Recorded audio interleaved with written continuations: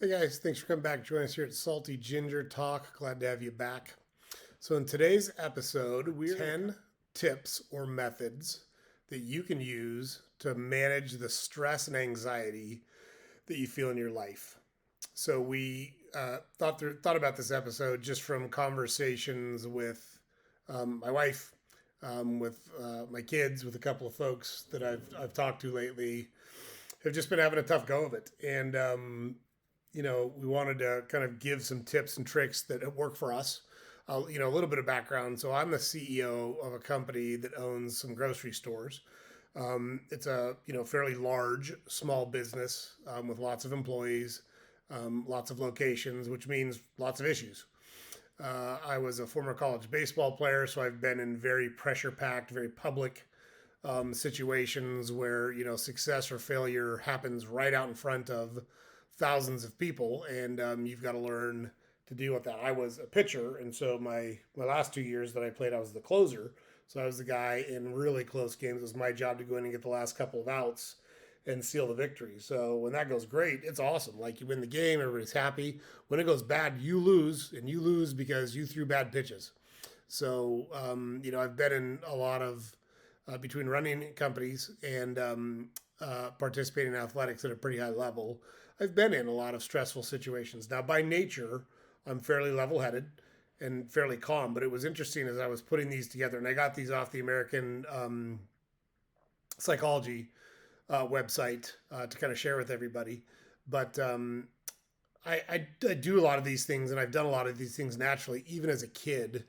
It was something that, for whatever reason, those coping mechanisms just kicked in my head. But that doesn't make me better or worse than anyone else. Just for whatever reason, the way my brain works in these situations, I tend to be able to calm myself down and focus on the task at hand. And so these are all good tips. These are all good tricks. I've talked about these with my wife for decades. We've been married for 30 plus years, and she is naturally a very anxious person. And that's okay. There's a lot of benefits that come with that too. She thinks of worst case scenario. She's very empathetic towards other people. She has tons of great attributes. One of the things she struggles with is managing her anxiety. So these are things that she does that we've talked about over the years as well. And I hope you find them useful. I hope you're able to put them to use in your life, and I hope it makes a difference in your life. And I think if you practice these, you'll see a difference. So let's get into them without further ado. The first one's take a time out. And what that really means is find an activity that's important to you, that's useful for you, that relaxes you, that calms you down, and do that activity on a regular basis.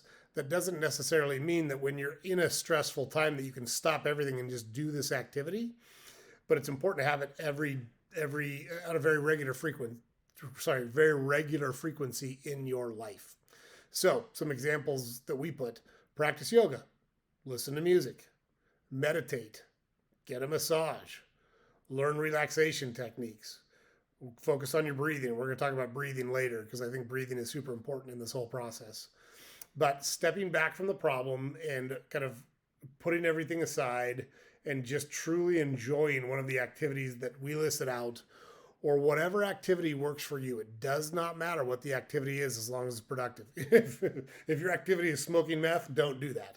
With that said, if you have a productive activity, it's very useful to do that. I golf a lot, and I do it very early in the morning before anybody's up. I'm out on the course when the sun comes up so that I can get it done before work. And I find that very relaxing. I'm out in nature, it's a very natural setting.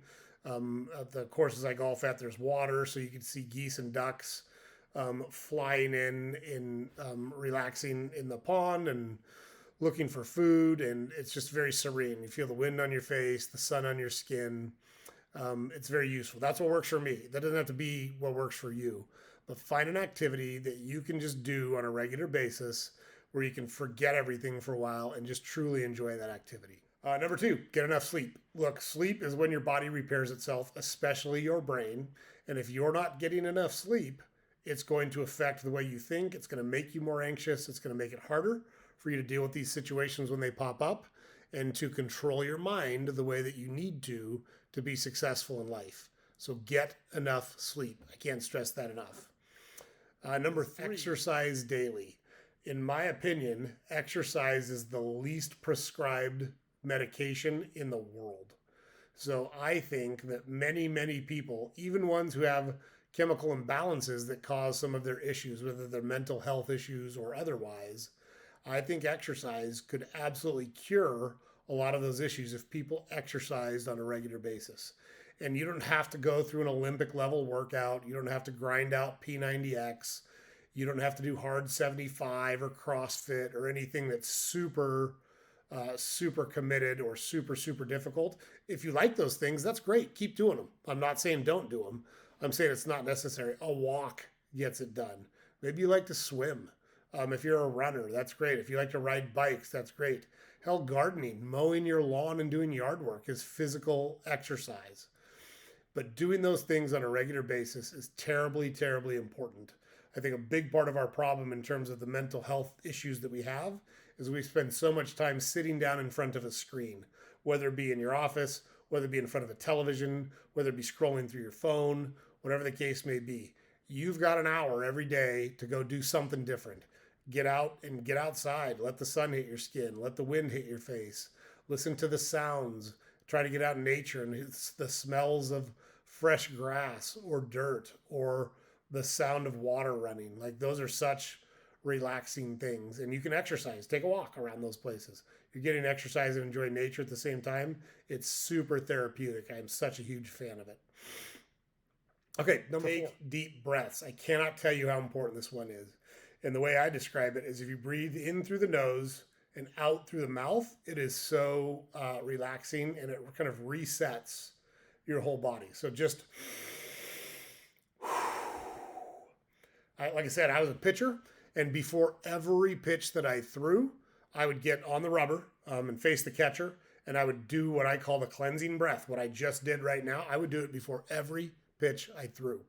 And it's so relaxing. It loosens your muscles, it unclenches your jaw, it frees your mind up, and allows you to refocus on what you need to get done right now. So take deep breaths. Just that alone, even if you're in a stressful, if you're in a conference call and things aren't going well, put it on mute and take 3 of those deep breaths. Just like that. I'm telling you, it works. I know how crazy it sounds. Look, I'm crazy. I don't pretend I'm not, but I know that works. And so if you incorporate that into your repertoire on a multi-times a day basis, you will feel so much better. Number 5, and this is a mindset thing, do your best. Don't aim for perfection. It's great to aim for perfection. I can tell you that when I was a starting pitcher, every time I went to the mound, my goal is to throw a perfect game. That means nobody gets on base, nobody walks, nobody gets a hit. There's no errors. We face 27 batters and they all go sit down. Now, that almost never happens. I never threw a perfect game. I never threw a no-hitter. I got close to a no-hitter multiple times, and through a series of bad luck, shit happens. Some of them got broken up with good hits. Some of them were C-nice singles, whatever the case may be. But as soon as someone got a hit, my goal now is to throw a 1-hitter.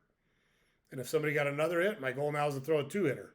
If they scored 1 run, my goal is to not allow another run. So you can reset those goals. I was always going to do my best. Don't measure yourself against perfection. Measure yourself against what you're trying to accomplish and the effort you're putting in. And you know if you're putting in a full effort or if you're faking it. And you can't lie to yourself. And if you do your best, if you really give it everything you have, you can feel good about it. And you will feel good about it. I always say that I don't mind getting beat, but I hate losing. Getting beat means I did my absolute best. I played a good game. I executed the way I wanted to execute. And the other team or person was just better than me that day. Hey, that's the way it goes sometimes. Tip your cap to them. Go get them the next time. I hated losing. Losing meant I didn't do my best. Losing meant I wasn't mentally prepared. Losing meant I wasn't physically prepared. Losing meant I screwed it up through my own actions or inactions. And if you do your best, you can feel good about it. Don't measure yourself against perfection. Measure yourself against your best. If you do something really stupid and really bad, learn from it, incorporate those lessons as you move forward, and move forward. Don't beat yourself up. Don't dwell on it because you can't control it anymore. There's no way to unring the bell. There's no way to put the toothpaste back in the tube. It's done. It's done and dusted. Time to move on. Do your best. Do your best. Do your best. And we just talked about this one in that kind of little diatribe. But accept that you can't control everything. Shit happens. When I was young and I pitched, I used to get really pissed when someone made an error behind me. And I finally realized, let's say someone hits a ground ball to the third baseman, he kicks it, and now there's a runner on first. Do you think the third baseman tried to kick it? Do you think he was like Richard or Dorn in Major League, where he wasn't doing his best? Shit happens, man. You got to deal with it. That's your job as the pitcher. Now it's your job to pitch out of the jam. For every ball that somebody kicks, somebody makes a diving catch somewhere or a great play to bail you out when someone hits the ball really hard off of you. You don't ever you don't ever say, wow, I never would have been here without that play at third base. And you can't blame that play at third base. No one's doing it on purpose. You don't control that. You have control over your own actions, your preparation, your mindset, and your approach. And that's what you should focus on. If you are spending time thinking about or focusing on things you don't have control over, it is an absolute waste of time and energy. You've got to stop doing it. And then apply that to whatever you've got that's stressing you out or making you anxious. Is it really as bad as you're making it think? Unless it's like someone close to you dying, then no, it's not the worst thing that can happen in the world. I would argue the worst thing that can happen in the world is if you have children losing one of your children. I think that would be the worst thing in the world. Like I love both my parents, but I hope I bury both of my parents because I don't want them to have to bury me. I can't think of a worse thing in the world, and it'll suck when it happens. But whatever your problems are, they're not as bad as you think. There's always multiple people that would trade places with you. My mom walks by a cemetery on her morning walk, and she always thinks everyone in there would trade places with me right now, regardless of what my problems are. They'd rather be me than be where they're at now. And I think it's a great way to think about stuff. You can't control everything. Focus on what you can control and move on. Next, have a sense of humor. And don't take yourself so fucking seriously.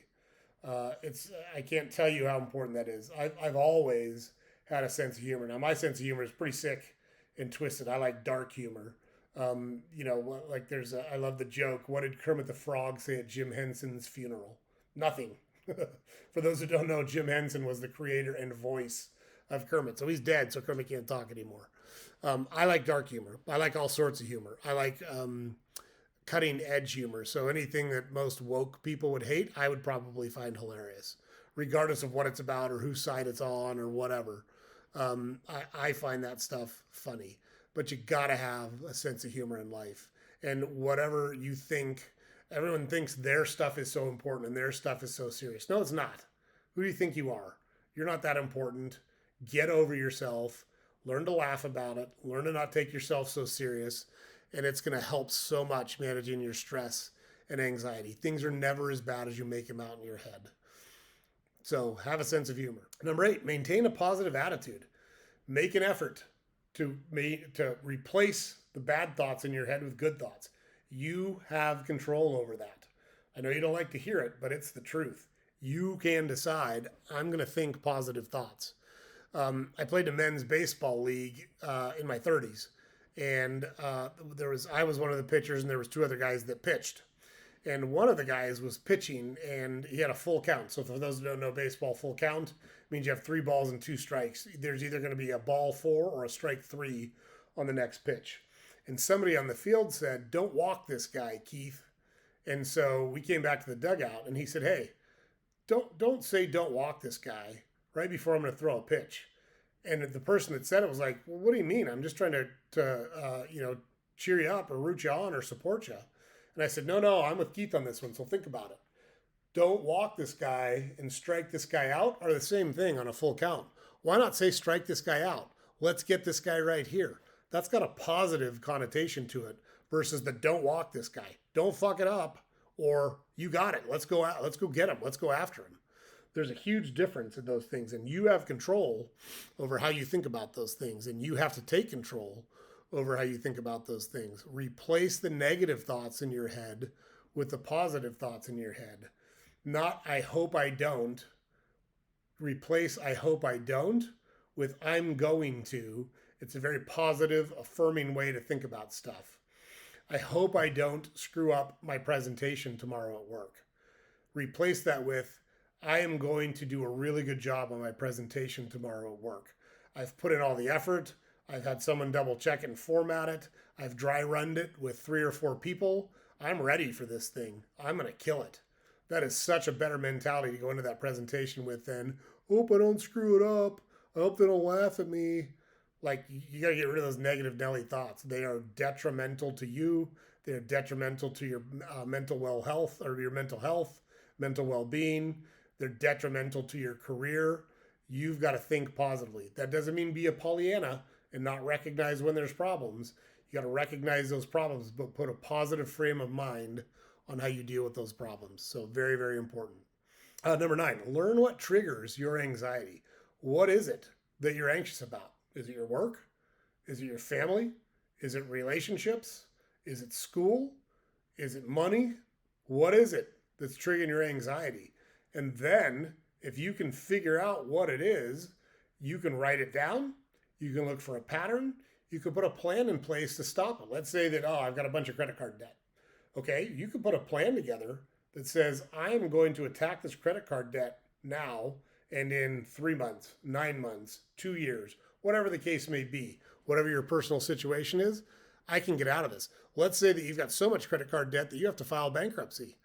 I don't know, maybe that's the solution, but your life is going to be so much better once you bite the bullet, put a plan together, confront the problem with a positive mental attitude, and get the problem behind you. It's the not knowing that kills you. It's the not knowing that keeps you up at night worrying about stuff. It's the not knowing that gnaws at you. And when you take control of those situations, you will feel so much better. So learn what triggers your anxiety, because then you can put a plan of attack to put it behind you and deal with it. But if you can't learn, if you don't know what it is, or you refuse to acknowledge what it is, it's going to keep doing what it does. And you've got to learn to confront it. You've got to put a plan together to get rid of it. And you have control over that. You have control over that. It's very important to remember. And then number 10, talk to someone. So, like, I'm not, I don't have a huge circle of friends at all. I, by nature, am very kind of introverted in my thought process and my motivation. Now, it's very easy for me to interact in large groups. So I'm certainly not an introvert socially, but I prefer a lot of alone time, and I prefer to kind of manage through things in my head in most situations. Now, with that said, I have a go-to group of people that I will go to and talk through things when I need to, because I'm no different than anybody else. There are times where it's very useful for me to talk through it. If you need that, you find that person in your life. It can be a friend. Join a Facebook group for someone that's having a similar issue or similar experience that you are having. There's all sorts, go to meetups. Like, there's all sorts of things in our society today that make it so easy to connect with other people who are thinking about or dealing with the same things you're dealing with. You don't have to tough it out alone. There's tons of people out there who can share their thoughts and experiences with you and help you with yours. So find someone to talk to. If you don't have that person in your life, go find them. Maybe it's a therapist. Great, go see a therapist. Maybe it's a hotline that you can call and talk when you're feeling anxious or nervous or things feel overwhelming to you. There's nothing wrong with talking through those things. There's nothing wrong with having those feelings. What's wrong is when you don't deal with them. What's wrong is when you let them consume you and run your life. That's where you run into problems. Everybody feels that way, and I mean everybody. People think that because you have money, you've got a great life and you don't have any stress or worries. That's just false. I have, through my career, been around ultra wealthy people, billionaires, and they've got problems just like you do, just like I do. They're just different problems. They don't got to worry about paying the electric bill, or they don't got to worry about do I have enough money to take the vacation I want to take, or take my spouse to the place I want to take them to. They don't have those problems. They've just got different problems. They got different anxiety, different stress, but they've got it. I assure you. That's the case. So you're not unique. Everybody else is struggling with stuff. If you think somebody else has it figured out, you're kidding yourself. Nobody has it all figured out. Everybody's got stress. Everybody's got problems. The people that tend to be the most successful are the people that employ these type of techniques, these type of thought processes, and learn to confront those things head on, deal with them quickly, put them behind them, and keep moving forward. And I'm hoping that these tips and tricks will be useful for you to take that same approach. So that's our episode for today, guys. Really appreciate you coming back and joining us. I hope you guys find these useful. I enjoyed putting this one together. I feel strongly about this whole process. You are in control of your life. You just have to take control of your life. There is no they, there's no someone coming to bail you out or provide you direction or give you motivation. That's on you. So stop waiting for somebody else and take it. Take control of your life. Take control of your problems. Take control of your mindset, and you're gonna love where you wind up when you take that approach. So don't forget to head over to our website, guys, saltygingertalk.com. Our newsletter, we send a daily newsletter out. You can subscribe to it over there. All of our podcast episodes are available on our website, as well as links to our other social media content. Don't forget to like, comment, and subscribe to our content on whatever platform you consume it on. So thanks, guys. Hope everyone has a great week. We will see you next time and talk to you then.